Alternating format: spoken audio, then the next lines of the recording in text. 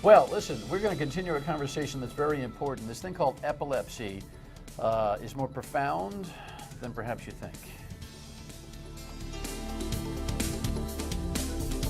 Welcome into the broadcast. I am Dan York. Thank you for joining my state of mind. This broadcast is one where I'm going to relieve us of the day's events and the rundown because it's a pre-recorded program.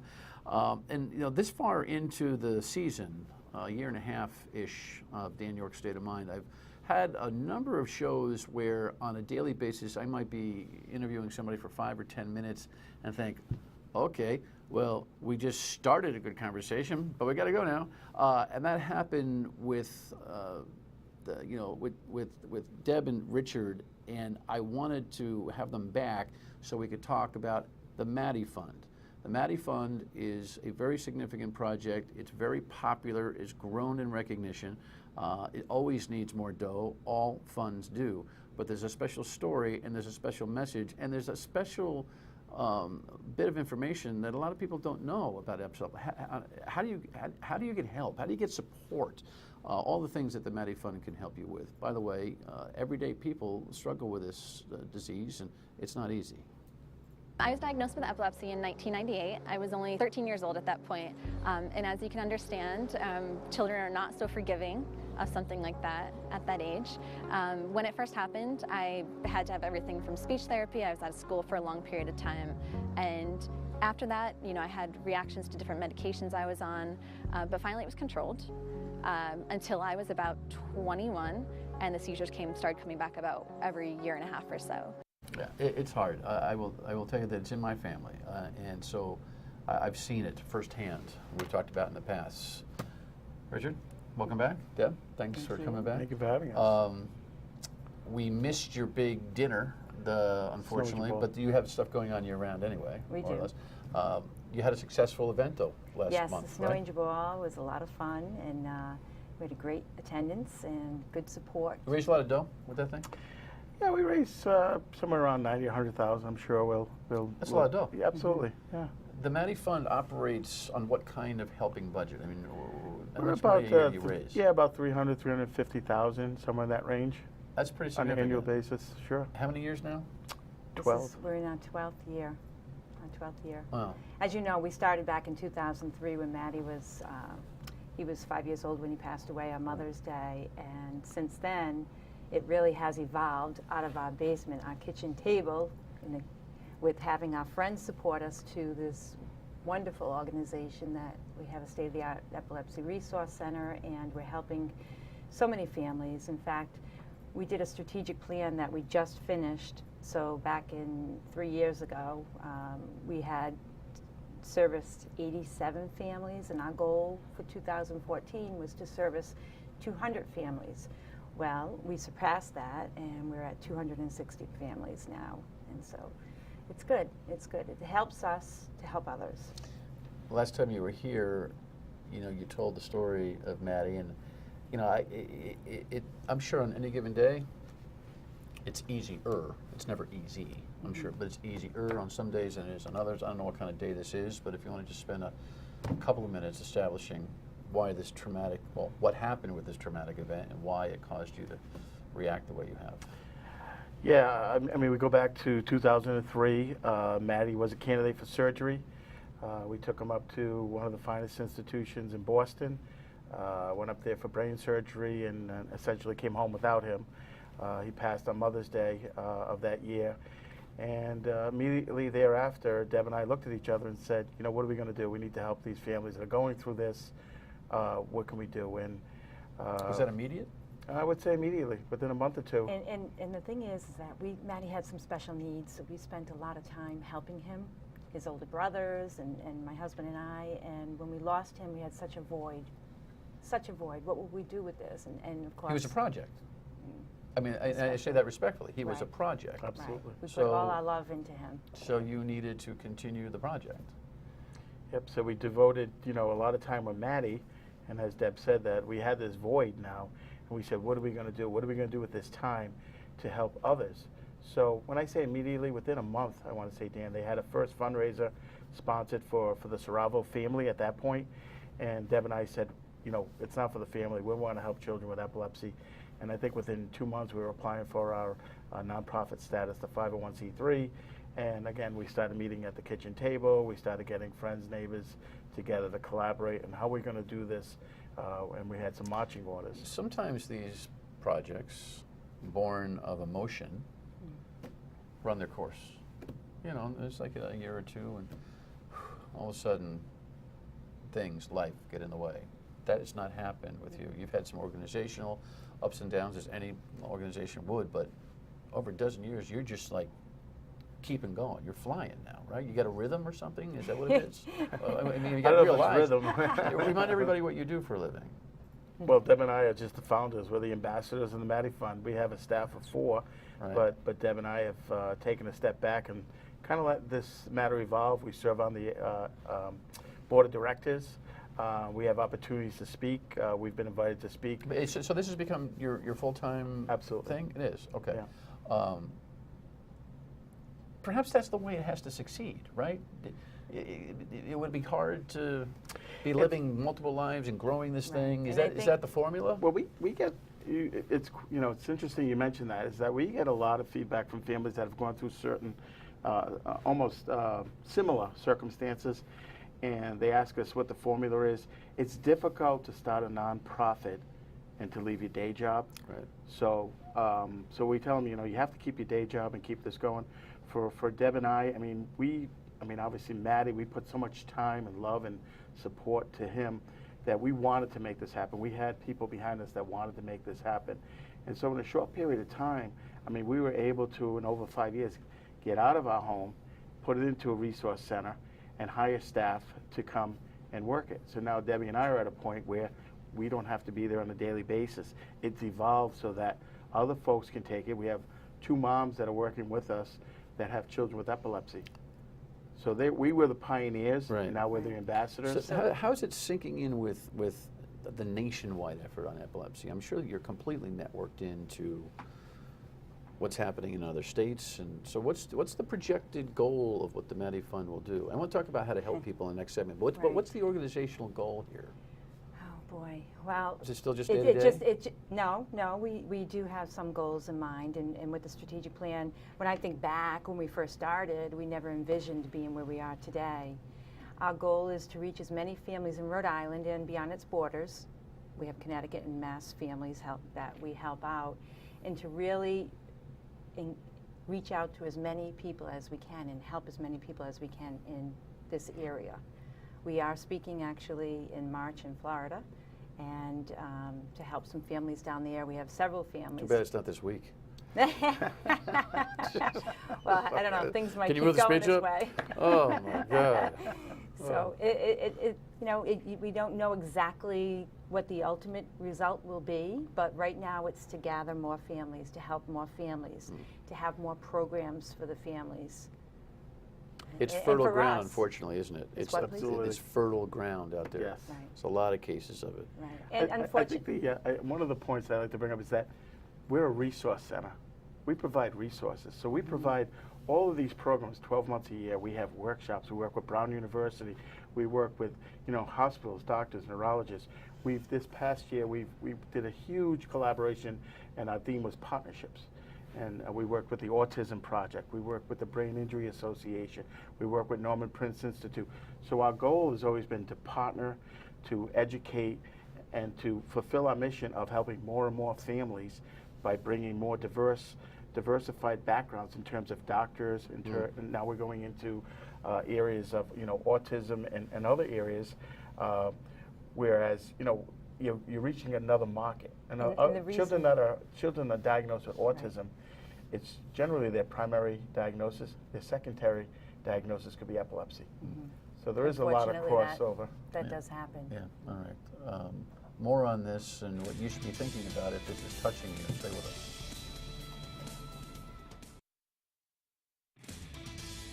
She's not going through this on her own. We all feel it. We all pitch in and try to ease the complexity of it as much as we can. So the family, just awesome support altogether. Just some more flavor of how people think and feel about the work that Deb and Richard are doing with the Matty Fund. It's a lonely feeling when you're a parent of a child with epilepsy or autism, epilepsy, neurological. Listen, a sick kid is devastating, period. So everybody kind of gets that. Hopefully most of you are just dealing with sniffles and the regular stuff, but it's hard. Your organization says what to those people who are watching this show going, I got nowhere to go, I'm all by myself. What are you saying to them? We are here to help. We are here for a resource. We are here to connect them to other parents who are going through what they are going through, and just having a lifeline and giving them some hope, because epilepsy is something that you have no control over. You don't know when the next seizure will come about. You hope the best for your child. Most people do okay, sort of, right? And what's the data? 3 million Americans are affected by epilepsy. That's the data. There's a wide range. It's a long window, Dan. Some have what they have staring seizures, what they call absent seizures. Some will have contractible seizures. They're in wheelchairs and on the other end of the spectrum. So as far as the spectrum, I mean, you have grand mal, you have petite mal, you have absent seizures. There's a whole host of how epilepsy, bears its ugly head. It's a very frightening disease. Absolutely. Because when a seizure hits, full disclosure, it's in my family. I have a sister, an adult sister who has it. I think I might have said in the last program, I still remember the dents in my fingers. When she was young, I was a teenager, she was bouncing off the floor and I stuck my fingers because I was told if it ever happens. Right, and now just so you know that they tell you not to do that anymore. Right, you're not supposed to do that. But that was the old way. Because that's what the old way, 1970 whatever. Right, exactly. Boom, and I'm in there and she's not letting go. Teeth, and it was like, oh baby, I don't know when this is going to end, but and it was like The Exorcist, man. She's bouncing off the floor. I'm like, oh my God. So I've seen that. I got a nephew who suffers from the challenge. I have a cousin who right now has had a couple of grand mal. So it's just, it depends. It rolls, and so I know how frightening it is. Some diseases just beat you up and beat you up. This one just comes out of nowhere sometimes. Right. But you're able to talk in the language that people out there who deal with it talk in. If you've never connected to an organization like the Matty Fund for your particular challenge, disease, and then you finally do, there's a big sense of relief, right? Because you can talk the language, you can finish sentences, and that's comforting to people, right? They finally have somebody who understands what they're going through. Right. I had one story. We were down in Florida, and we were pulling in. I was with my friend. We were pulling into the beach, and I saw a young gentleman on the ground having a seizure, and his dad was standing over him, helping him. So I said, "Stop the car. He's having a seizure." And I hadn't seen anybody have a seizure since Matty passed. So it was a little frightening for me, but I said, I have to help him. So I go and I talk to the dad, and I'm rubbing the boy's back and just saying it's okay, and just, you have to let them just kind of do their things. You time it, make sure it doesn't go over 5 minutes. You have to call the rescue if it does, or they might have emergency medicine called Diastat that they'll, help to stop the seizure. But this boy was only a few minutes, but a few minutes feels like eternity. And I said to the dad, I gave him my card. I said, the Matty Fund is here to help. Now, this is down in Florida. He thanks me. The boy wakes up and says, thank you so much. And it was just so heartfelt. And believe it or not, it was Matty's birthday week. So for me, it was like so special. So I go to the beach and I check my emails, and I get an email from his dad, and he says, I just told my wife about you and the Matty Fund, and she said, the Matty Fund, they're already helping us. I have a file back in Rhode Island on this young man who I saw have a seizure and who I was there. God put me in that place to help him, and I'm already helping him. Isn't that an amazing thing? What a mind blower that is. That was something. If you wonder if there's a God, you just think about those stories, right? Why don't we pause here? Because you've got the book project, right? And there's a bunch of things that you want to tell everybody about, and how you get in touch, how you should spread the word about how others should get in touch. Stay with us.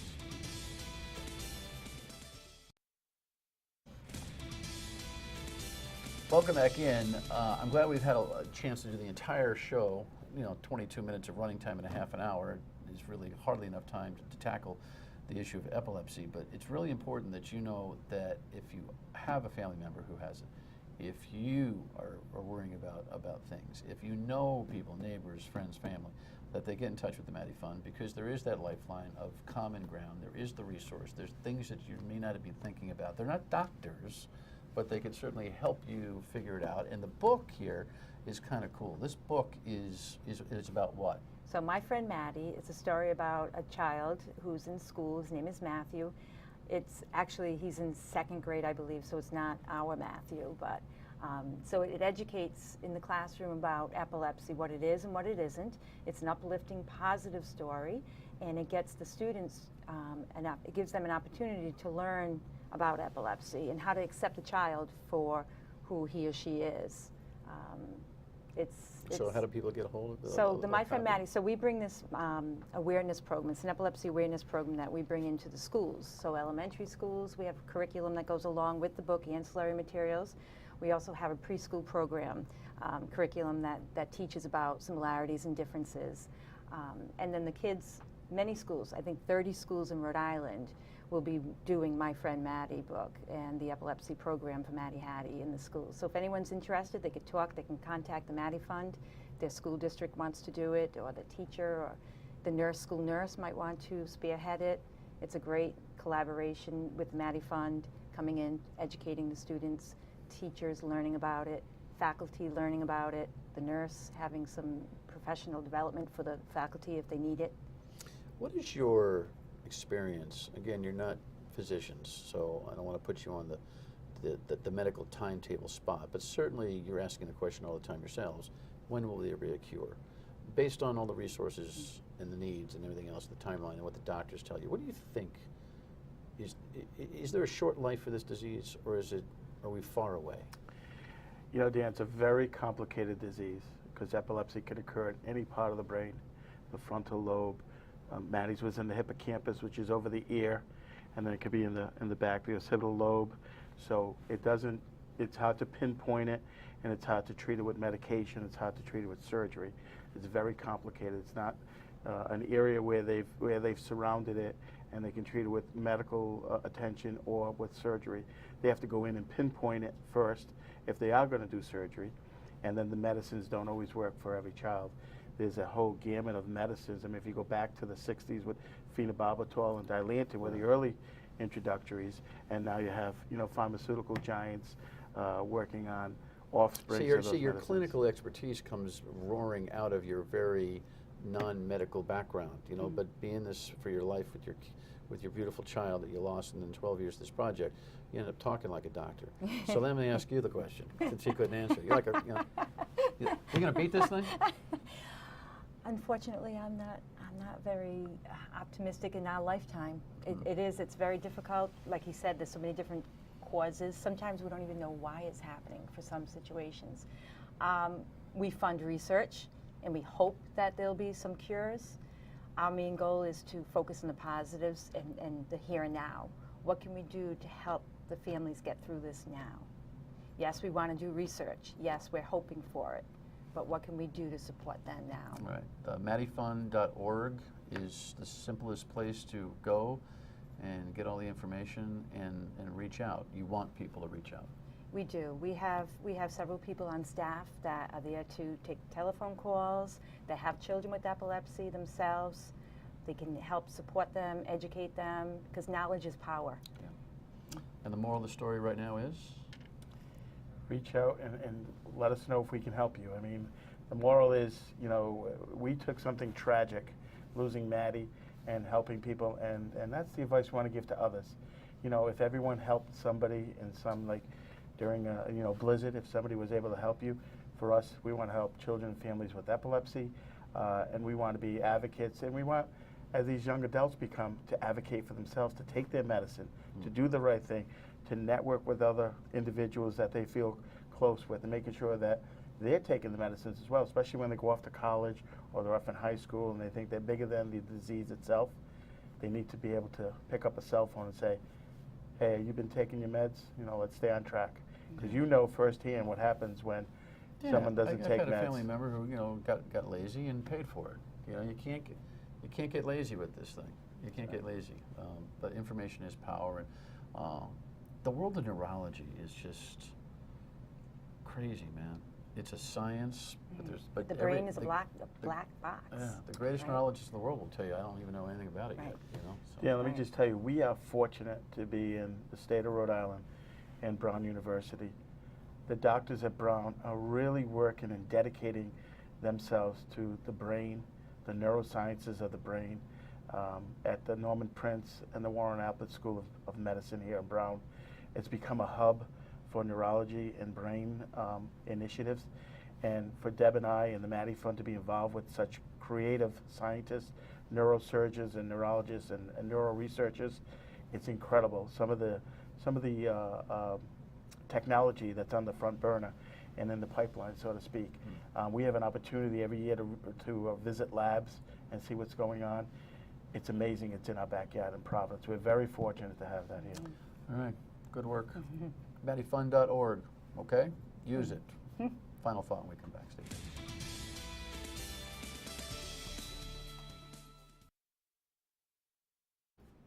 Hey, listen, you know, this Matty Fund thing and this My Friend Matty book, if you can get a hold of it, is a great way. I mean, Deborah and Richard said it, but with any disease that, especially young people when they have it, to find out that there's still a lot of common ground with everybody else makes it a whole lot better. So contact the Matty Fund.